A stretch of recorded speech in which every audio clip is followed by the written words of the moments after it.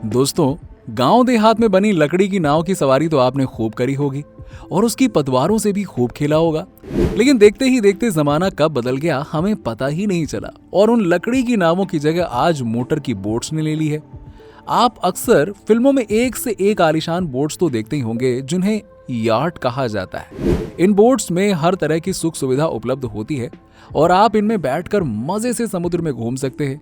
लेकिन दोस्तों, जब कभी आप इन्हें देखते होंगे तो आपके दिमाग में ये ख्याल तो जरूर आता होगा कि आखिरकार ये बोट्स फैक्ट्री में किस तरह बनाई जाती हैं, जो इतनी भारी होने के बावजूद भी पानी में डूबती नहीं है और कैसे ये पानी में इतनी तेजी से भाग लेती हैं। तो दोस्तों, परेशान मत होइएगा क्योंकि आज हमारी इस वीडियो में हम आपको इसकी पूरी जानकारी देंगे। तो बने रहिएगा हमारे साथ वीडियो में एंड तक। लेकिन उससे पहले अगर आप हमारे चैनल पर नए हैं तो जल्दी से हमारे चैनल फैक्ट फिक्शन को सब्सक्राइब कर लीजिएगा ताकि इसी तरह की और भी वीडियोस आपसे कभी भी मिस ना हो पाए। दोस्तों, आप यहाँ जर्मनी की सबसे मशहूर बोट बनाने की फैक्ट्री देख सकते हैं। बोट बनाने की शुरुआत होती है उसके डिजाइन से। बोट के डिजाइन को बड़े ही सावधानी के साथ कंप्यूटर पर तैयार किया जाता है और ये काम बहुत ही प्रोफेशनल बोट डिजाइनर्स द्वारा किया जाता है।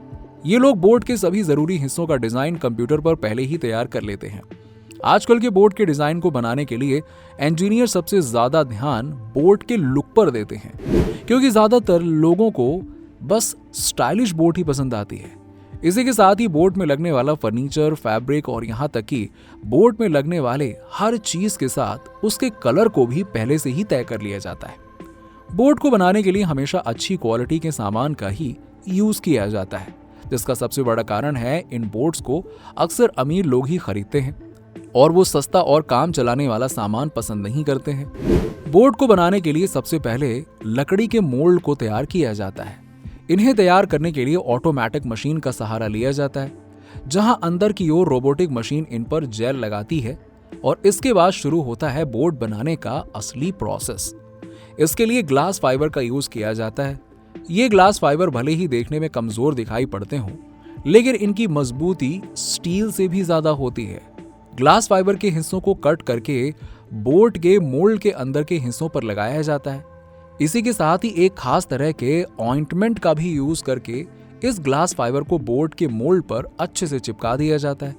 इस काम को बड़े ही सावधानी से किया जाता है और ये काम वर्कर्स अपने हाथों में ब्रश लेकर करते हैं।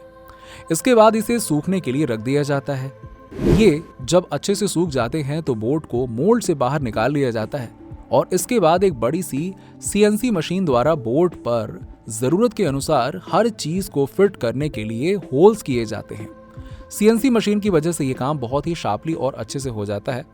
अब वैसे आप सोचेंगे ये छोटे होल्स तो ड्रिल मशीन से भी किए जा सकते हैं, लेकिन दोस्तों, हम आपको पहले ही बता चुके हैं कि बोट को बनाने में पूरी सावधानी बरती जाती है और जो उसका अच्छा डिजाइन तैयार हो गया है पूरी बोट्स वैसे ही बनेगी। कोई भी अपने मन के अनुसार उसमें यूं ही बदलाव करके कहीं भी होल्स नहीं बना सकता है। इसी तरह बोट के ऊपर के हिस्से को फाइबर ग्लास द्वारा चिपका कर तैयार किया जाता है। बस इन दोनों को चिपकाने में फर्क ये रहता है कि इन दोनों को अलग अलग मोल्ड्स पर तैयार किया जाता है। अब इसके बाद बारी आती है बोट के ऊपर और नीचे दोनों ही हिस्सों को आपस में जोड़ने की। इन्हें जोड़ने से पहले इन पर वायरिंग का सारा काम कर लिया जाता है और इन्हें जोड़ते वक्त एक खास तरह के सीमेंटिंग मटेरियल का यूज किया जाता है, जो कि बोट के दोनों पार्ट्स को बहुत ही ज्यादा मजबूती से जोड़ देता है। इसके बाद फिर से बोट के किनारों की फिनिशिंग के लिए सीएनसी मशीन का यूज किया जाता है और बोट के ऊपर भी कंपोनेंट्स को फिट करने के लिए होल्स बना दिए जाते हैं। इसके बाद इंजीनियर्स इन बोट्स पर बाकी के इक्विपमेंट्स को जोड़ना शुरू करते हैं। इनमें कुछ इक्विपमेंट्स तो मशीन से ऑटोमेटिकली ही जोड़ दिए जाते हैं, लेकिन कुछ इंजीनियर्स को खुद से जोड़ने पड़ते हैं, जिन्हें ये बहुत ही सावधानी से फिट करते हैं। इन इंजीनियर्स के अलावा बोट बनाने के लिए एक्सपीरियंस्ड वर्कर्स को भी रखा जाता है, क्योंकि हर काम इंजीनियर तो करेगा नहीं और किसी नौसिखिए को इतनी बड़ी जिम्मेदारी दी नहीं जा सकती है। ये सब बोट का काम फैक्ट्री के एक हिस्से में चलता है, वहीं फैक्ट्री के दूसरे हिस्से में बोट के फर्नीचर को बनाकर तैयार कर लिया जाता है। अब आपको बता दें कि बोट में यूज होने वाले फर्नीचर के लिए किसी आम लकड़ी का प्रयोग नहीं किया जाता है, बल्कि बहुत ही अच्छी क्वालिटी की लकड़ी का यूज किया जाता है। इस फर्नीचर की कटिंग के लिए कंप्यूटराइज्ड और रोबोटिक मशीन्स का यूज किया जाता है। वैसे आप सोचेंगे कि भला फर्नीचर के कंप्यूटराइज्ड मशीनों की क्या ही जरूरत, तो आपको बता दें कि असल में ये फर्नीचर एकदम सही फिटिंग का तैयार होता है और इसमें जरा सी भी चूक होने से ये फर्नीचर पूरी तरह से बेकार हो जाएगा। इतना ही नहीं, बल्कि बोर्ड को तैयार करते वक्त रंगों के तालमेल का भी बड़े अच्छे से ध्यान रखा जाता है। कलर कॉम्बिनेशन बहुत जरूरी है। ऐसा इसलिए किया जाता है कि बोर्ड दूर से ही आकर्षक लगे। बोर्ड्स में हमेशा बहुत ही अच्छी क्वालिटी का वाटरप्रूफ पेंट किया जाता है। अब क्योंकि ये बात तो आप सभी जानते ही हैं कि बोर्ड को हमेशा पानी में ही रहना है, तो ऐसे में कोई नॉर्मल पेंट बोर्ड पर करने से बोर्ड का रंग तो उतरेगा ही, साथ ही साथ बोर्ड खराब भी हो सकती है। जब मशीनों से लकड़ी की कटाई हो जाती है तो इन्हें दूसरी मशीन से अच्छी तरह से पॉलिश किया जाता है। इसके बाद दुनिया के मशहूर कारपेंटर्स इस लकड़ी से एक से बढ़कर एक फर्नीचर को तैयार करते हैं। इसके बाद इस बोर्ड के इंजन और मोटर को फिट करने का काम किया जाता है। वैसे ज्यादातर motor board companies in engine और मोटर का प्रोडक्शन दूसरी कंपनी से ही करवाती हैं। हालांकि कुछ नामी और बड़ी कंपनियां अपने द्वारा बनाए हुए ही मोटर्स और इंजन्स को फिट करती हैं।